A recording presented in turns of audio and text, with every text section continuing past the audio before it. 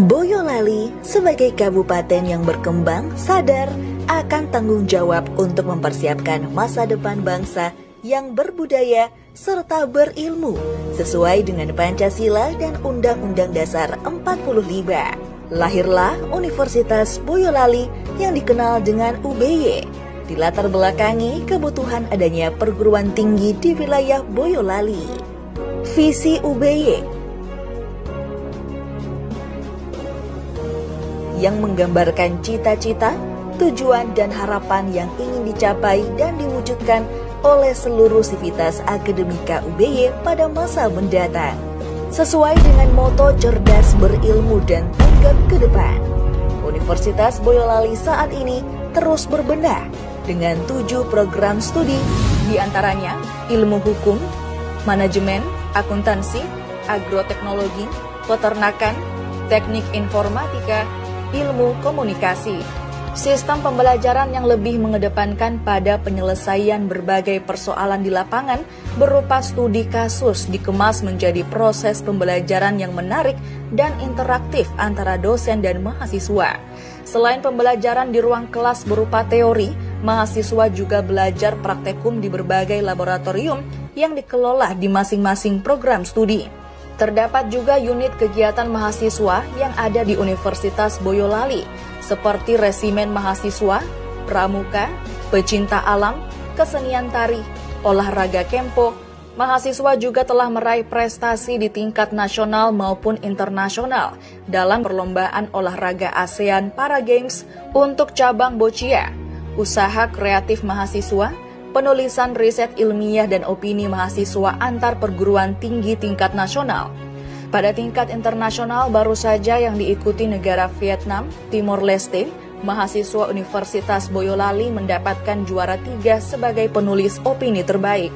Pada ajang Pekan Olahraga Provinsi atau Porprov, mahasiswa UBY juga telah menorehkan prestasi dalam cabang olahraga kempo.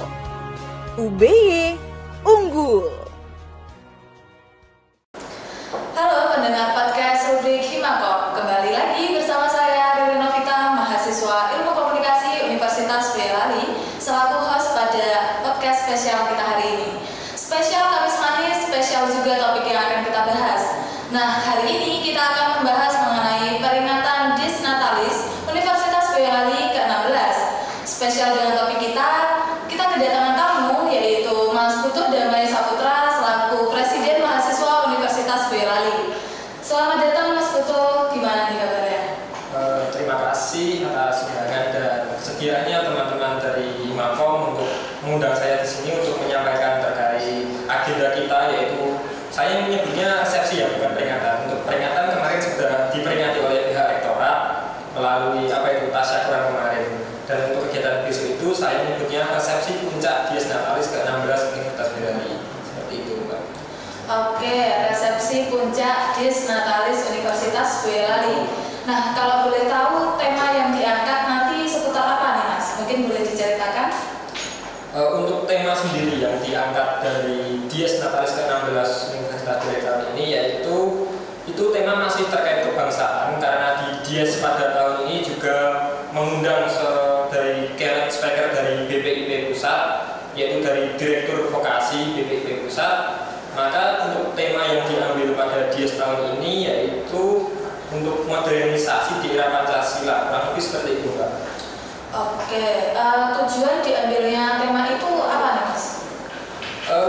Kembali lagi kita flashback di bulan Februari ini, kemarin kita baru saja merayakan pesta demokrasi. Tentunya demokrasi Pancasila ini diharapkan menjadi kembali sebagai acuan untuk bersatunya rakyat Indonesia pasca pemilu. Mungkin yang dapat saya tangkap dari tema yang diberikan oleh pihak kamu sendiri kurang lebih seperti itu.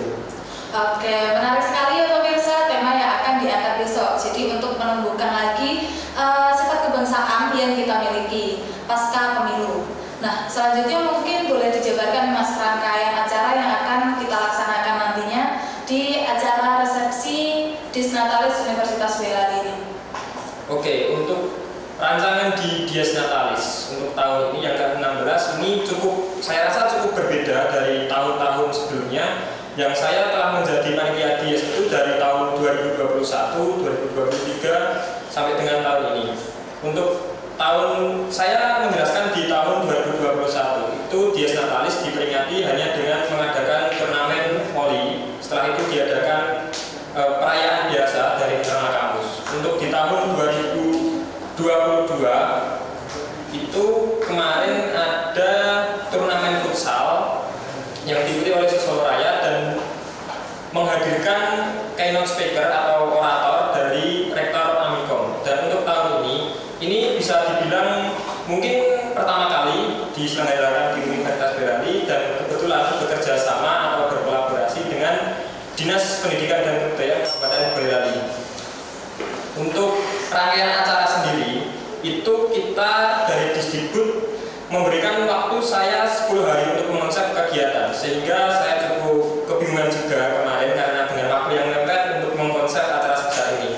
Untuk konsep acara yang pertama nanti akan diselenggarakan seremonial atau mungkin seremoni pemotongan tumpeng atau pemukulan gong, mungkin besok kita lihat saja.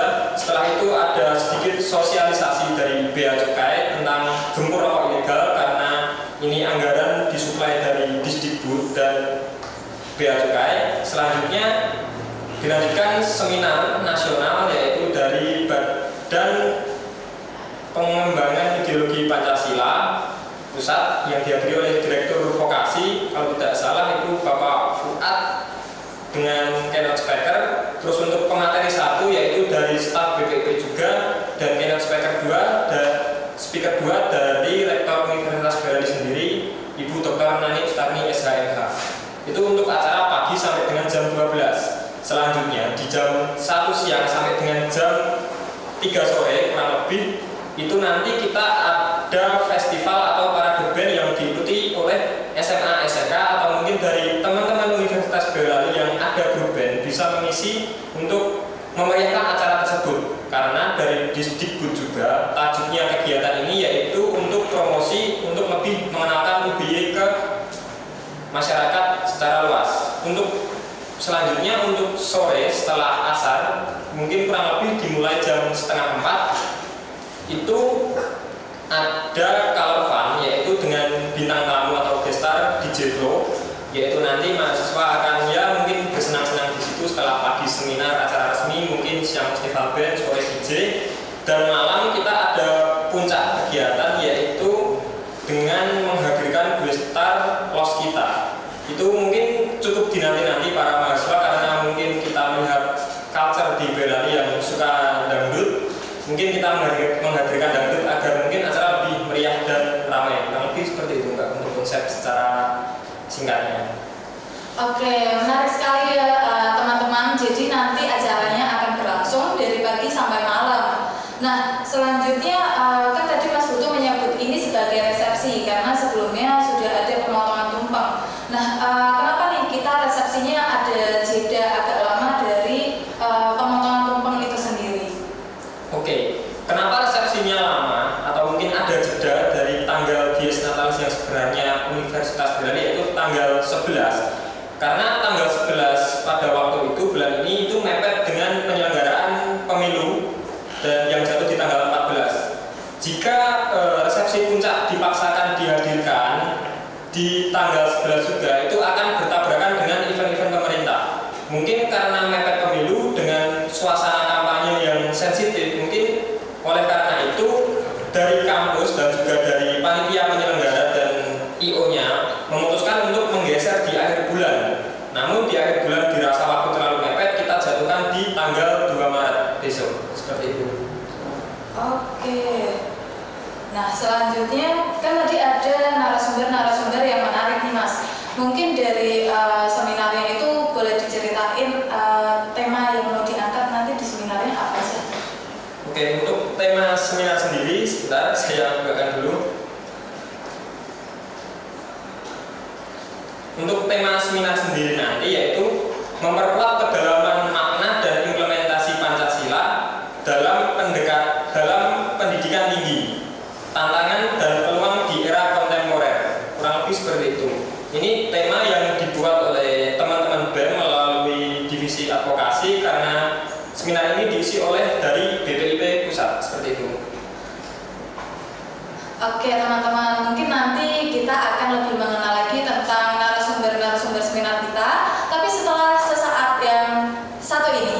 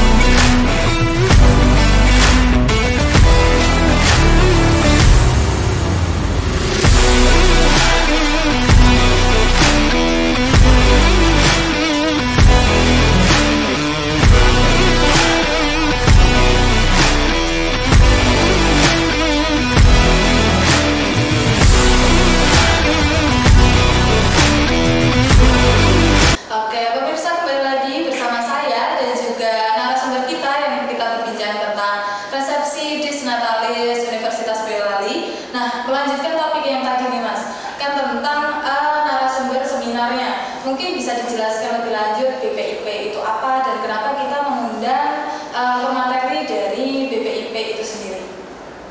Oke, dari BPIP kenapa? Mengundang dari BPIP karena kita linier dengan tema Dies Natalis yang ke-16 Universitas Bidang sendiri itu soal demokrasi, mungkin kurang lebih soal demokrasi dan Pancasila, saya nangkap garis besarnya. Dan kenapa BPIP? Karena dengan waktu yang mepet untuk mencari narasumber untuk mengisi seminar, dan kebetulan dari kampus sudah ada lobbying terkait pemateri seminar yang sebetulnya jatuh pada hari Jumat besok dan kita geser di hari Sabtu. Mungkin seperti itu. Oke, nah kemudian untuk peserta seminarnya itu nanti akan dilaksanakan dari luring aja atau kita akan open juga untuk peserta seminar online? Oke, untuk peserta seminar sendiri kita diberikan target oleh Dinas Pendidikan dan Kebudayaan Kabupaten Boyolali untuk sekurang-kurangnya atau diberikan jumlah peserta minimal yaitu 300 untuk menghadiri seminar pada Dies Natalis tahun ini.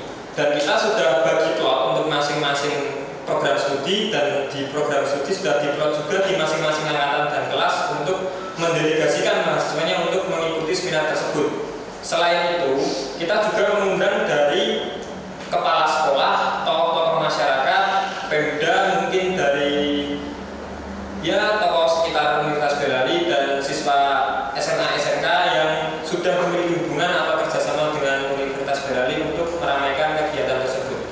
Karena tajuknya kegiatan Dies pada tahun ini juga yaitu yang diutamakan adalah promosi. Jadi bagaimana memperkenalkan Universitas Boyolali seluas-luasnya.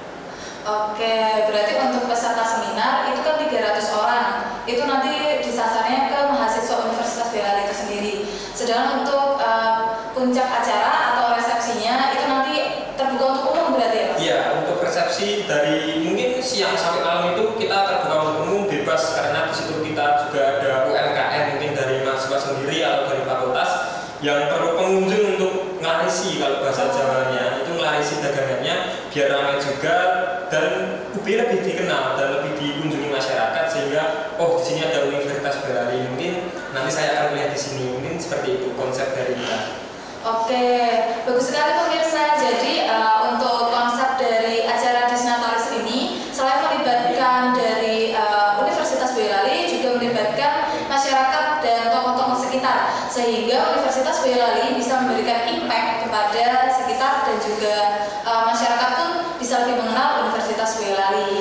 Nah, selanjutnya kan ini udah Dies Natalis ke-16 ya Mas. Kira-kira apa nih harapan dari Mas Putu untuk institusi Universitas Boyolali itu sendiri? Oke, harapannya mungkin untuk Universitas Boyolali, saya rasa dari saya sebagai seorang mahasiswa, harapannya mungkin mohon untuk Bapak Rektor untuk anggaran kemajuannya ditingkatkan.